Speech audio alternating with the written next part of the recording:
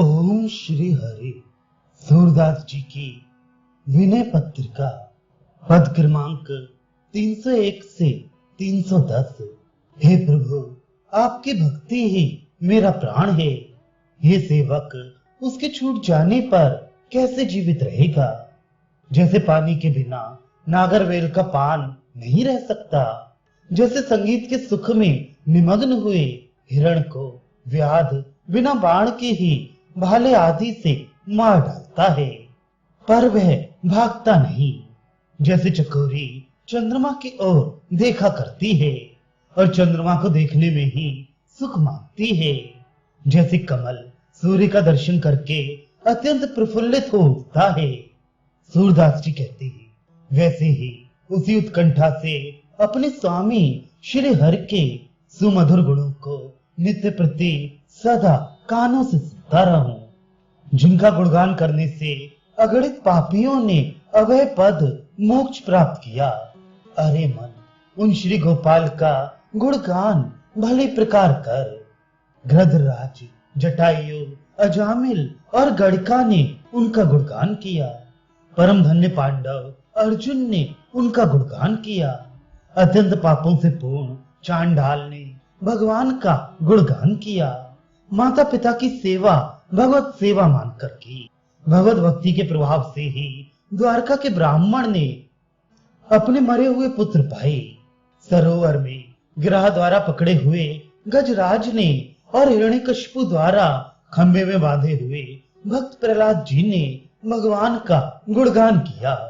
सूरदास जी कहते हैं कि श्री हरि तो अपने भक्तवय भंजन की प्रतिज्ञा को पूर्ण करने वाले हैं ही। उनका गुणगान करने से भला किसका उद्धार नहीं हुआ? सब संसारिक आसक्तियां छोड़कर श्री नंद नंदन का भजन करना चाहिए। दूसरे किसी देवता का भजन करने से काम पूरा नहीं होगा। संसार रूपी जंजाल मिटेगा नहीं। जिस योनि में जन्म लिया उसी में पापों का बोझ मैंने बटोरा। उसे पाप भार को काटने में केवल श्री हरि का नाम रूप तीक्ष्ण धार वाला कुलाड़ा ही समर्थ है। वेद, पुराण, भागवत, गीता सभी शास्त्रों के मत का सार यही है कि श्री हरि के चरण कमल रूपी नौका के बिना संसार रूपी समुद्र से कोई पार नहीं उतर सकता। ये बात हृदय में समझकर इसी क्षण से भजन प्रारंभ कर दे। जीवन के दिन व्यर्थ बीते जा रहे हैं। सूरदास जी कहते हैं कि ये समय मनुष्य जन्म पाकर इसका लाभ उठा ले, अन्यथा संसार में ऐसा अवसर मनुष्य जीवन फिर दुर्लभ हो जाएगा। मनुष्य शरीर पाकर भगवान के चरण कमल में चित्त लगाना चाहिए, नम्र वाणी बोलनी चाहिए और सत्पुरुषों का संग, उनका दर्शन तथा स्पर्श करना चाहिए। भगवान के चरित्र एवं गुणों की कथा रूपी अमृत रस को अपने कानों के धोने से पीते रहना चाहिए। श्री हरि के सुंदर मुख का ध्यान करके सदा नेत्रों में ही उसे रखना चाहिए। सर्वत्र भगवान की ही मूर्ति देखनी चाहिए। सूरदास जी कहते हैं, स्वर गदगद हो रहा हो, रोम पुलकित हो, संपूर्ण शरीर प्रेम जन्य स्वेद से भीग रहा हो।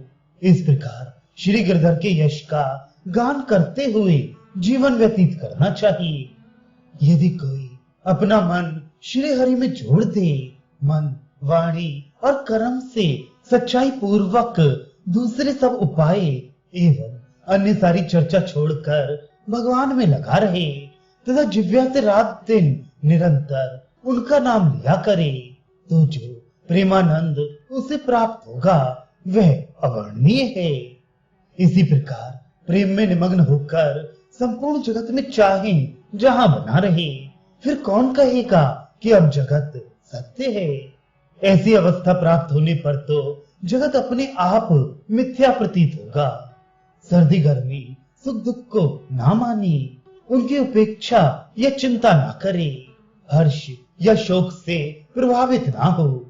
सूरदास जी कहते हैं, तब वह उस निधि भगवत स्वरूप में जाकर लीन हो जाएगा और फिर जगत में नहीं नाचेगा, जन्म मरण के चक्र में नहीं पड़ेगा।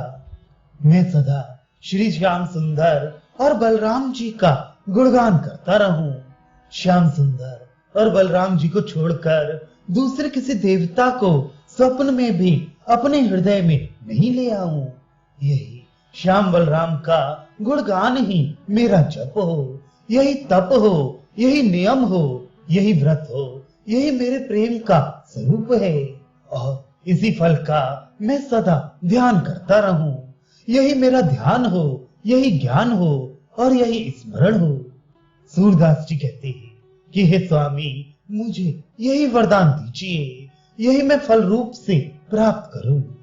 अरे मन, विषय रस को पीना, विषय भोगों के चिंतन में लगे रहना छोड़ दे और श्री नंद नंदन का ध्यान कर।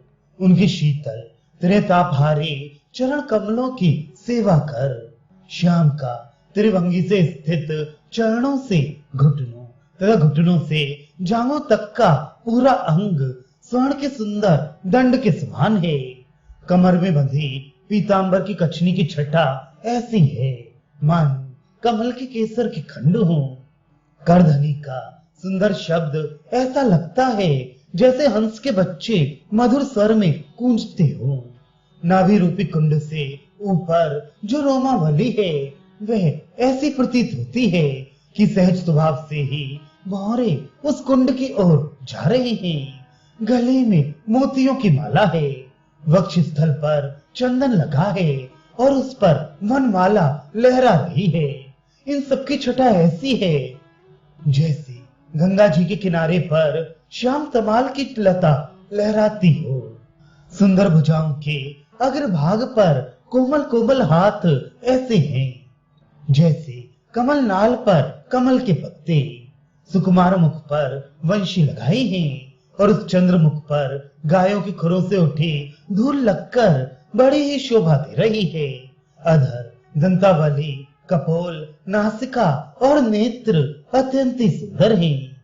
कानों के नीचे के भाग पर कुंडल इस प्रकार हिल रहे हैं जैसे कामदेव नृत्य कर रहे हों। धनुष्कार भुवों के ऊपर ललाट पर तिलक की रेखा है। मस्तक पर मयूर पिच्छ का मुकुट है। ये छटा ऐसी है मानो कामदेव ने भौ रूपी धनुष पर तिलक रेखा रूपी बाण, केश रूपी बादलों में मयूर पिच्छ रूपी इंद्रधनुष देखकर चढ़ा लिया है। सूरदास जी कहते हैं कि श्री गोपाल की शोभा भली प्रकार आंखों में भर लो और प्राणों के स्वामी श्री श्याम सुंदर की शोभा देखते हुए पलके भी मत गिरने दो। अपलक ये छवि देखते ही रहो। हे मन, श्री नंद नंदन के चरणों का भजन कर आश्रय पकड़ ले। वे श्रेष्ठ कमल से भी अत्यंत मनोहर तथा समस्त सुखों को देने वाली ही। सनक आदि ऋषि तथा शंकर जी उनका ध्यान किया करते हैं। वेद पुराण उनका ही महात्म्य वर्णन करते हैं। विशेष नाम शारदा, देव ऋषि नारद तथा संतों के चिंतन के विषय हैं। उन चरणों की पराग धूल का प्रताप अत्यंत दुर्लभ है। वह धूल बड़ी कठिनता से मिलती है। वह लक्ष्मी का मंगल करने वाली है। लक्ष्मी जी उस धूल को पाने के लिए चरणों की ही सेवा करती हैं। उनका स्पर्श करके गंगा जी पावन, औरों को पवित्र करने वाली और तीनों लोकों के घरों को पवित्रता की संपत्ति से पूर्ण करने वाली हो गई। जो चित्त से उन चरणों का चिंतन करते हैं वे केवल अपना ही नहीं संसार के पाप को नष्ट कर डालते हैं। स्वयं अपना और दूसरों का भी उद्धार करने में समर्थ हो जाते हैं। कितने ही पतित भगवत नाम लेकर मुक्त हो गए। वैकुंठ में उन्होंने निवास प्राप्त किया। जिन चरणों की धूलि का स्पर्श करके गौतम ऋषि की पत्नी अहल्या का उद्धार हुआ और उसे सदगति मिली। जिन चरणों की महिमा केवट ने प्रकट की, उन चरणों को धोकर अपने मस्तक पर चरणोदक चढ़ाया। श्री कृष्ण चंद्र के उन चरणों का मकरंद प्रेमामृत अत्यंत पावन है। उन चरणों की तुलना में और कोई है ही नहीं। सूरदास जी कहते हैं उन चरण कमलों का भजन करो जिससे जन्म मरण का चक्र समाप्त हो जाए। श्री हरि की आरती बहुत ही सजी हुई है। अत्यंत विचित्र रचना उस आरती में प्रभु ने कर रखी है, जिसकी गणना वर्णन वाणी से हो नहीं सकता। सब लोगों के मूलाधार भगवान कच्छप तो उस आरती के नीचे का अत्यंत अनुपम आसन है और सहस्त्र फण वाले शेष नाग उसकी डांडी है। पृथ्वी ही उसकी कटोरी है, जिसमें घृत रूप से सातों समुद्र भरे हैं और पर्वतों की मोटी बत्ती है। सूर्य और चंद्रमा रूप ज्योति जगत में परिपूर्ण होकर रात्रि के अंधकार का हरण करती है।